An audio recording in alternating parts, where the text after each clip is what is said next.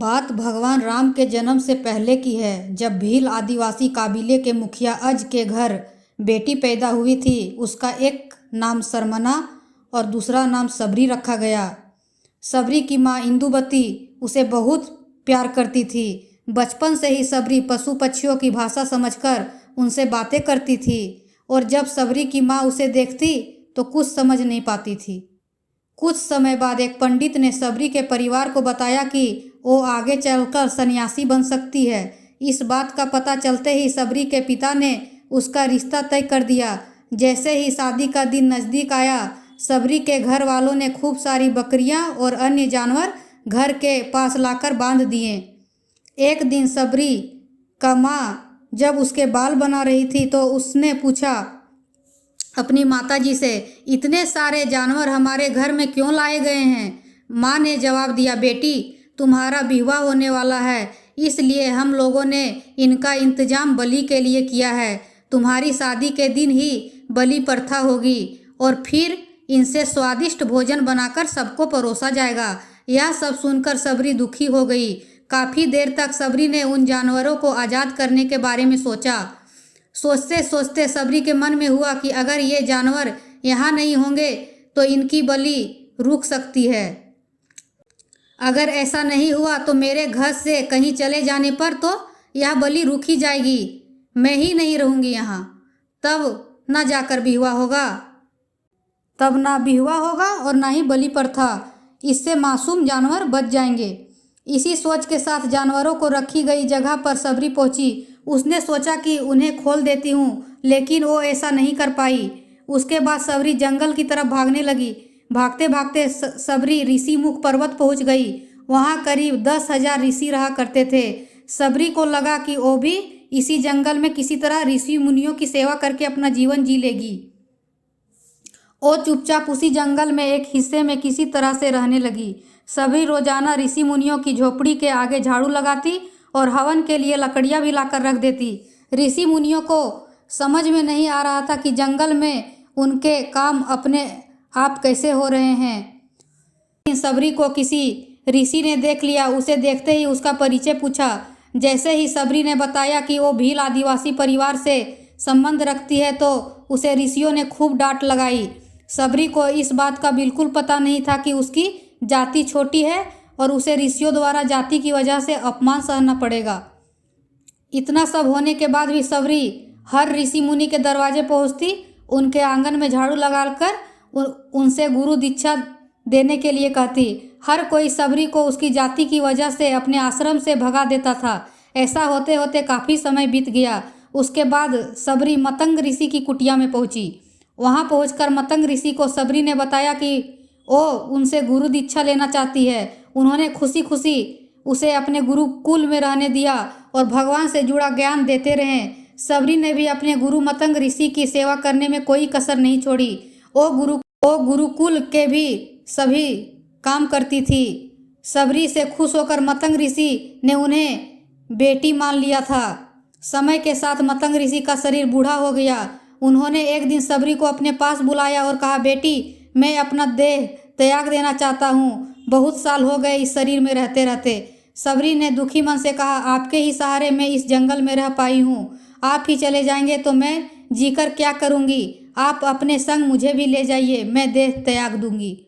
मतंग ऋषि ने जवाब दिया, बेटी तुम्हें चिंता करने की जरूरत नहीं है। राम तुम्हारी चिंता करेंगे और ध्यान भी रखेंगे। सबरी ने राम का नाम सुनने के बाद पूछा, वो कौन है और उन्हें मैं किस तरह से ढूंढूंगी? मतंग ऋषि ने बताया, राम कोई और नहीं भगवान है और तुम्हें सारे अच्छे कर्मों का फल देंगे। तुम्हें उन्हें ढूंढने की कोई ज़रूरत नहीं है। वो एक दिन खुद तुम्हें खोजते हुए इस कुटिया में आएंगे और तुम्हें उनके हाथों ही मोक्ष मिलेगा।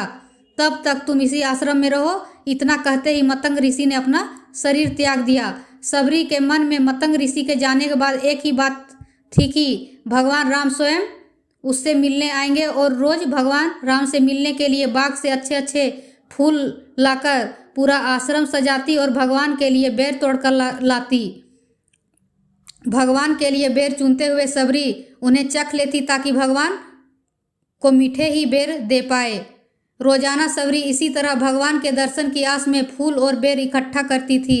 इसी तरह इंतजार में कई साल बीत गए। सबरी का शरीर एकदम वृद्ध हो गया।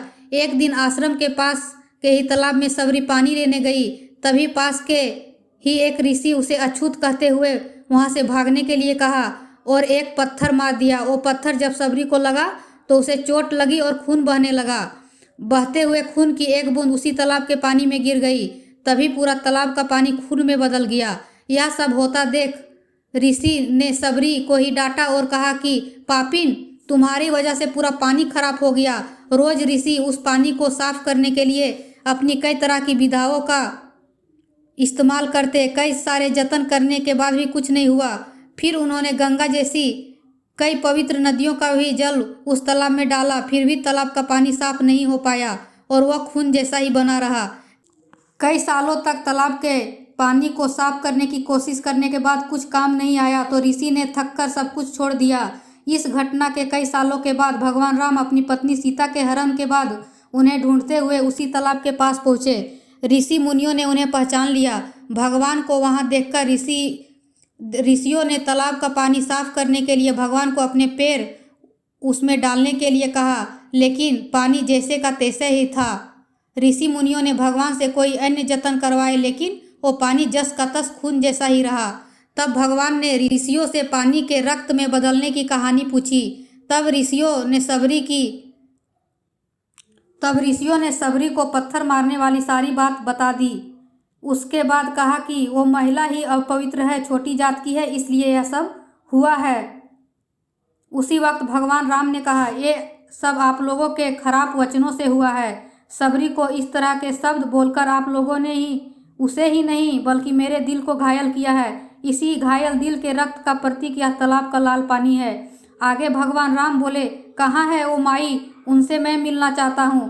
तब तक सबरी उसी तालाब के पास पहुँच जाती है। इसी दौरान सबरी के पैर को ठोकर लगती है और कुछ धूल उस तालाब में गिर जाती है। तभी सारा पानी साफ हो जाता है। भगवान सबसे कहते हैं कि देखिए, आप लोगों ने क्या कुछ नहीं किया, लेकिन पानी साफ नहीं हो पाया। अभी सिर्फ इनके पैर की थोड़ी सी धूल ने ही तालाब का पानी साफ कर दिया। भगवान राम को सबरी पहचान चुकी थी। उन्हें प्रणाम करके सबरी ने कहा, भगवान आप मेरे साथ कुटिया में चलिए। भगवान भी खुशी खुशी सबरी के साथ चल पड़े। फूलों से सबरी ने भगवान राम का स्वागत किया और वो सीधे बेर तोड़ने के लिए बाग में गई और चक चक कर उनके लिए बेर लाई। उन्होंने बड़े प्यार से ही भगवान राम और उनके भाई लक्ष्मण को बेर दिया। भगवान राम ने भी उतने प्यार से बेर को खाया। तभी बेर देखकर मुंह बनाते हुए लक्ष्मण ने कहा, भैया ये तो जूठे बेर हैं, इन्हें आप कैसे खा सकते हो। भगवान ने जवाब दिया, लक्ष्मण ये जूठे नहीं बल्कि बहुत मीठे हैं। सबरी माई हम सब के लिए ये बहुत प्यार से तोड़ कर लाई है। इतना कहकर भगवान राम प्यार से उस बेर को खाने लगे। भगवान ने जाते हुए माई से कहा, आप मुझसे जो चाहे मांग सकती है। सबरी ने कहा, मतंग ऋषि के कहने पर मैं आज तक सिर्फ आपके दर्शन के लिए जी रही थी। अब आप मुझे मोक्ष प्रदान कीजिए। मैं अपना शरीर आपके सामने ही त्याग दूंगी। उसी वक्त सबरी ने अपना शरीर त्याग दिया। भगवान राम ने अपने हाथों से उनका अंतिम संस्कार किया और माता सीता की खोज के लिए आगे बढ़ गए। इस तरह से ऋषि मतंग की बात सच साबित हुई और सबरी को भगवान राम के दर्शन हुए। तभी से भगवान राम को सबरी के राम भी कहा जाने लगा। कहानी से यह सीख मिलती है दोस्तों कि सच्ची श्रद्धा हो तो भगवान के दर्शन जरूर होते हैं। अगर थोड़ा सा भी पसंद आया तो प्लीज़ सब्सक्राइब कर दीजिए, लाइक कर दीजिए, शेयर कर दीजिए। हम रोज ही ऐसे कहानी लाते हैं दोस्तों। धन्यवाद जी।